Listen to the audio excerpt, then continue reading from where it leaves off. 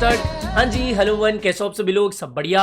I hope मेरे सारे भाई बढ़िया होंगे और प्रॉफिट में भी चल रहे होंगे। प्रॉफिट में इसलिए क्योंकि भैया बीटीसी फिर से 37,000 के ऊपर आ गए हैं। 37,200 की लमसम चल रहा है और यही चीज हमने पिछले वीडियो में डिस्कस करी थी कि साहब देखो, मैं तो यहाँ से लॉन्ग ले रहा हूँ, आपकी इच्छा है तो आप भी ले लेना।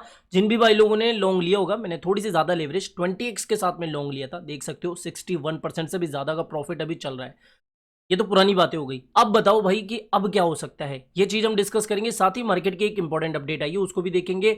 और पिछला वीडियो था कि 3 कॉइन्स आपको अभी बाय नहीं करने, यानी कि अगर आप कुछ बाइंग का मूड बना रहे हो तो इन कॉइन्स को थोड़ा इग्नोर करो क्योंकि इनका सीन थोड़ा खराब चल रहा है। उस वीडियो पर बहुत सारे कमेंट मुझे देखने को मिले कि भैया हमारे इस कॉइन के बारे में बताइए, उस कॉइन के बारे में बताइए। तो फिर से हम 3 कॉइन ऐसे डिस्कस कर रहे हैं जिनको ना तो अभी आपको बाय करना है ना ही सेल करना है, लेकिन इनके बारे में आपको पता जरूर होना चाहिए कि भैया ये कॉइन अभी क्यों इतने डाउन हुए पड़े हैं, क्यों सुस्त चल रहे हैं। हालांकि बीच बीच में ये 50-60% का पंप भी दिखाते हैं, थोड़ी थोड़ी रैली भी देखने को मिल जाती है, लेकिन ऑल टाइम हाई से तो लगभग खत्म ही पड़े हैं। क्या हुआ है इनके साथ सीन और क्या आगे का भविष्य इनका हो सकता है, बहुत अच्छे रीजन के साथ मैं आपको सब कुछ चीज समझाऊंगा। अब इंट्रो में सब कुछ चीजें खींचेंगे नहीं, तो चलते हैं वीडियो को शुरू करते हैं। बात करते हैं ओवरऑल मार्केट की। ठीक ठाक चल रहा है। देखो बीटीसी की सीधी बात बताऊं, ये क्या है? Rising veg. राइजिंग वेज कैसा पैटर्न होता है? एक बियरिश पैटर्न होता है, लेकिन सपोर्ट ट्रेंड लाइन जो होती है, बॉटम ट्रेंड लाइन, वहां से हमें बाउंस बैक भी देखने को मिलता है, जो कि इस समय हमें देखने को मिला भी। मेरी एक्सपेक्टेशन थी कि भैया यहां से बीटीसी आराम से 37,000 या 38,000 के आसपास वापस से आए, और वो चीज अभी भी मैं मानता हूं। मेरे जितने भी पिछले स्टेटमेंट है उनके ऊपर मैं खड़ा हूं कि भैया हाँ, फिर से 38,000 के दर्शन हो सकते हैं।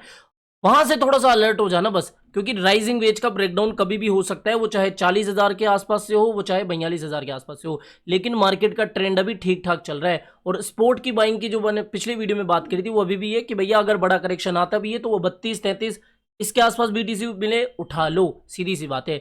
जिन भी भाई लोगों ने 25-26 से लॉन्ग किया हुआ था उसको छोड़ दो। मैंने आपको मॉर्निंग में टेलीग्राम पर एक बात कही थी ना, जिन भी लोगों ने मेरे पे थोड़ा सा भी ट्रस्ट करके पिछले साल 17,000 पे बाइंग करी होगी, डेफिनेटली वो प्रॉफिट पे है। 25,000 से बाइंग करी होगी, डेफिनेटली वो प्रॉफिट पे है।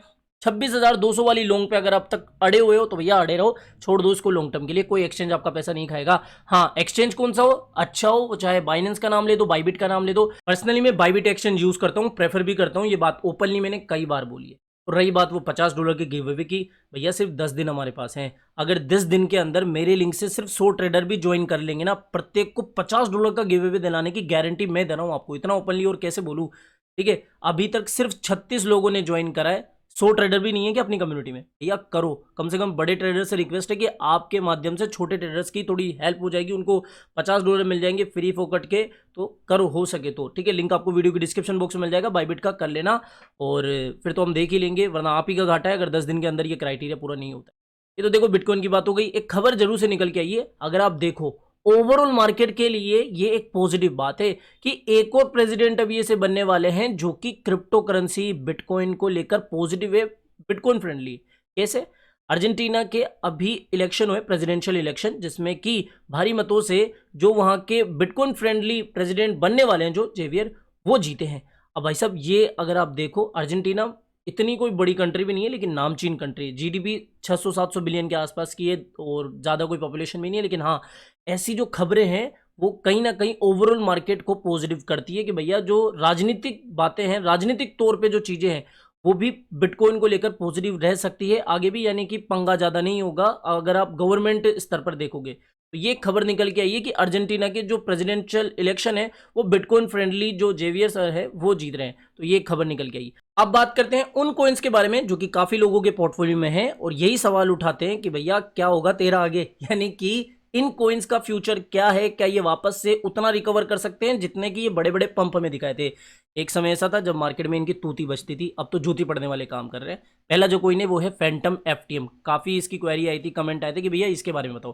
पहली चीज एक एक करके समझाता हूँ। क्या करता है ये project? Basically open source decentralize smart contract platform है डीएप्स के लिए। और मेन जो इसकी जो यूएसपी है कि भैया ये स्मार्ट कॉन्ट्रैक्ट की भी जो भी कमियां हैं, जैसे मान लो ट्रांजैक्शन स्पीड वगैरह वगैरह, ये उनको सोल्व कर रहा है। स्मार्ट कॉन्ट्रैक्ट तो बहुत सारी ब्लॉकचेन पे भी बन जाते हैं, लेकिन स्मार्ट कॉन्ट्रैक्ट की जो कमियां हैं वो ये प्रोजेक्ट सोल्व कर रहा है और भी सर्विसेज प्रदान कर रहा है। लेकिन मेन ये चीज थी, हुआ क्या इसके साथ में, ये कोई ऐसा था जो कि बुल रन के अंदर अपनी तूती बजाया था। आप देख सकते हो कि भैया जनवरी 2021 की बात करूं, उस समय 400-500% का पंप आया।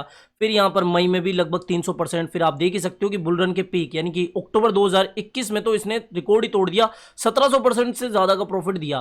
फिर उसके बाद में देख सकते हो कि जनवरी 2022 आया, जिसके अंदर इसने फिर से 170-80% का प्रॉफिट दिया। लेकिन क्या हुआ कि जनवरी 2022 से ही इसकी तबीयत खराब होना शुरू हो गई, यानी कि इतना बड़ा डंप इसमें देखने को मिल गया कि अभी तक ये जनवरी 2022 से 90% से ज्यादा डाउन चल रहा है। देखो हुआ क्या, यहां तक तो सब कुछ ठीक चल रहा था। एक खबर निकल के आई फरवरी के एंड में या फरवरी के मिड में कि जनाब कंपनी के जो दो लोग हैं, जो दो शीर्ष लोग हैं एफटीएम कंपनी के अंदर, फैंटम के अंदर, वो कंपनी छोड़ के जा रहे हैं। वो ये वाली खबर थी। और जैसे ये खबर निकल के आई 22% तक जो एफटीएम है, फैंटम जो है, वो गिरता हुआ हमें देखने को मिला। और जो मेन आदमी थे उन्होंने कोई रीजन भी नहीं बताया कि भैया हम इसलिए छोड़ के जा रहे हैं। तो मेनली इसके गिरने का जो मेन कारण था, वो कंपनी के दो शीर्ष आदमी कंपनी छोड़ के जा रहे थे। दूसरी चीज ये हुई कि इनकी हैकिंग अटैक से जुड़ी हुई खबरें देखने को मिल गई। अभी रिसेंटली 2023 में भी एक और हैकिंग अटैक का सामना इसको झेलना पड़ा। हुआ ये कि मल्टी चेन हैक्ड हुई। मल्टी चेन नेटवर्क आप सभी को पता होगा। तो इसका मल्टी चेन का फैंटम से ये रिलेशन था कि फैंटम खुद का कोई स्टेबल कॉइन यूज नहीं करता था, लेकिन मल्टी चेन का जो रैप्ड स्टेबल कॉइन है वो फैंटम वाले यूज करते थे। अब चूंकि जो मल्टी चेन नेटवर्क है वो हैक हुआ है, तो इसका असर फैंटम पे पड़ना ही है। तो इसलिए भी इसकी प्राइस में गिरती हुई देखने को मिली। और बियर मार्केट की फिर शुरुआत तो हो ही चुकी थी 2022 की शुरुआत से। तो इसलिए 3-4 ये फैक्टर है। पहली बात कि भैया एक तो हुआ ये कि कंपनी के दो मुख्य आदमी कंपनी छोड़ के चले गए। दूसरी बात ये कि इनके ऊपर हैकिंग अटैक का काफी असर देखने को मिला। तीसरी बात ये कि बियर फैक्टर भी आप बोल सकते हो कि बियर मार्केट शुरू हो गया। अब क्या हो सकता है, ये तो पुरानी बातें हो गई, ये तो समझा दी मैंने क्या करता है और क्यों इतना डाउन चला गया। अब मेन बात करते हैं कि भैया इसकी रिकवरी के क्या चांसेस है। देखो प्रोजेक्ट तो दमदार है, नो डाउट प्रोजेक्ट बहुत अच्छी प्रॉब्लम के ऊपर काम कर रहा है, लेकिन यहां पर ट्रस्ट जो है ना वो इसका गिरता हुआ जा रहा है। एक आदमी किसी भी प्रोजेक्ट पर तभी बिलीव करेगा जब उसके अंदर हमें सिक्योरिटी दिखेगी, ट्रस्ट दिखेगा। हुआ ये कि इतने सारे हैकिंग अटैक हुए, जो भी डेवलपर्स थे वो इसके अंदर आ ही नहीं रहे। अब चूंकि फैंटम जो है ऐसा प्रोजेक्ट है जिसके ऊपर डीएप्स वगैरह बनते हैं, यानी कि डेवलपर्स आके इसके ऊपर अपने अपने प्रोडक्ट्स या फिर अपने अपने एप्स वगैरह बनाते हैं। तो अब डेवलपर ही नहीं आ रहे, जिसकी वजह से जो टोटल वैल्यू लॉक्ड है, यानी कि जो टीवीएल है, वो ही गिरती हुई जा रही है। और ये ध्यान रखना, जिस प्रोजेक्ट की टीवीएल बढ़ती है उसके ऊपर ट्रस्ट भी बढ़ता है, यानी कि उसकी फिर प्राइस भी बढ़ना तय है। अब इसकी तो टीवीएल देखा जाए तो एक समय था, 1 मार्च 2022 का समय था, 7 बिलियन से ज्यादा की इसकी टीवीएल थी और आज गिर के 62 मिलियन की हो गई। कहां पर टीवीएल थी, कहां पे आ गई। बहुत बड़ी बात है कि 7 बिलियन से 62 मिलियन तक रह गई। तो इसलिए अभी इसकी रिकवरी के बहुत कम चांसेस है। लेकिन ये नहीं कहूंगा कि रिकवर होगा नहीं, रिकवर तभी होगा जब पहली चीज कि अपने हैकिंग अटैक वगैरह से सबसे निपट जाएंगे, यानी कि सिक्योरिटी के ऊपर ध्यान दे लेंगे। और जब ये सिक्योर हो जाएगा तो देखो प्रॉब्लम तो अच्छी सोल्व कर रही है, डेवलपर वापस से आएंगे, टीवीएल बढ़ेगी और फिर प्राइस के बढ़ने के चांसेस है। तो यही कहूंगा कि आप थोड़ा सा तसल्ली रखो, बहुत लंबा समय भी इसको लग सकता है, यूं नहीं कहूंगा कि जल्दी से चीजें हो जाएगी। लेकिन हाँ चीज मैं क्लियर बता रहा हूं आपको कि 80% चांसेस है कि ये बहुत धीमा रिकवर करे। लेकिन हाँ ये है कि अगर ये अपनी सिक्योरिटी पे ध्यान दे लेंगे तो यहां से धीरे धीरे रिकवरी इसकी होना शुरू हो जाएगी और शायद अपना जो नेक्स्ट बुल रन आएगा उसमें ये ठीक ठाक परफॉर्मेंस दिखा दे। ठीक है, अगला जो कोइन है वो है विंकलिंग। पिंक का भैया एक समय था कि डंका बजता था मार्केट में, सस्ते कॉइन्स की गिनती में ये ले लो ये ले लो ऐसे हुआ करता था। मैं भी काफी इसको रिकमेंड करा था और नो डाउट इसने प्रॉफिट दिया भी है। ऐसा नहीं है कि लोगों ने कहा पैसा डुबाया, ये प्रॉफिट दिया भी है इसने। लेकिन अभी क्या सीन चल रहा है कि क्यों डाउन किया, वही सीधी बात कि बियर मार्केट चल रहा है, सभी कॉइन्स डाउन चल रहे हैं। दूसरी बात कि विंक के जो कॉम्पिटिशन है वो बहुत ज्यादा है, यानी कि जो कॉम्पिटिटर्स है वो ज्यादा बढ़ गए हैं। गाला मान लो, एक्स इन्फिनिटी मान लो, और भी बहुत सारे ऐसे कॉम्पिटिटर्स हैं जो कि इसको पछाड़ रहे हैं। और दूसरी चीज अभी जो इसके माई बाप है, यानी कि जो ट्रोन के जस्टिन सन है, उसका भी इसके ऊपर ज्यादा कोई ध्यान नहीं है। तो विंग का भी ऐसा ही चांसेस है कि भैया ये भी बहुत धीमी गति से बढ़े, 40-50% के पंप जरूर से देखने को मिल जाएंगे बॉटम से। लेकिन ऑल टाइम हाई की बात इस समय मैं नहीं कहूंगा। और इस समय इसमें पैसा डालना वही बात है कि भैया डाल के भूल जाओ, सीधी सी बात है। तो विंक के भी 80% चांस है कि वो बहुत धीमी गति से रिकवर करे और अपने ऑल टाइम हाई को भी शायद ही कभी ब्रेक करे। तो विंक लिंक का थोड़ा सा भी थोड़ा सा क्या मतलब बहुत ही ज्यादा डाउट है, इसलिए मैं तो भैया दूर रहने के लिए ही कहूंगा। अगला जो कोइन है वो है आईसीपी। आईसीपी देखो साफ सी बात, किसी से भी पूछ लो, ऊपर से नीचे, नेशनल से इंटरनेशनल, क्रिएटर, वेल्स, किसी की भी आप रिसर्च कर लो, सब आपको आईसीपी के बारे में यही बताएंगे कि भैया प्रोडक्ट तो दम है लेकिन हालत अभी खराब चल रही है। वो क्यों एक तो रीज़न ये था सबसे बड़ा, जो कि मैंने इसके ऊपर डेडिकेटेड वीडियो बनाया है कि रग पुल के इसके ऊपर एलिगेशन लगे थे, जो अर्ली इन्वेस्टर्स थे उन्होंने सेल ऑफ ज़्यादा करा, थोड़ी ज़्यादा ही इसकी हाइप बन गई थी, इसलिए ओवर वैल्यू ज़्यादा हो गई। लेकिन हाँ, आईसीबी अपने ऑल टाइम हाई को मैं ये कहूँगा कि आगे आने वाले 5 सालों में भी ब्रेक नहीं करने वाला है, सीधी बात कर रहा हूँ। लेकिन हाँ, यहाँ से $4 से $100-200 जाने की इसकी इतनी औकात तो है, साफ सी बात तो मैं आपको बता दूँ। ऑल टाइम हाई नहीं जाएगा, मैं बता दूँ पहले ही, और ये बात मैं आपको 2021 में भी कहा था। ऑल टाइम हाई को भूल जाओ, अपन फोकस करेंगे कि 300 400 500% के प्रॉफिट के।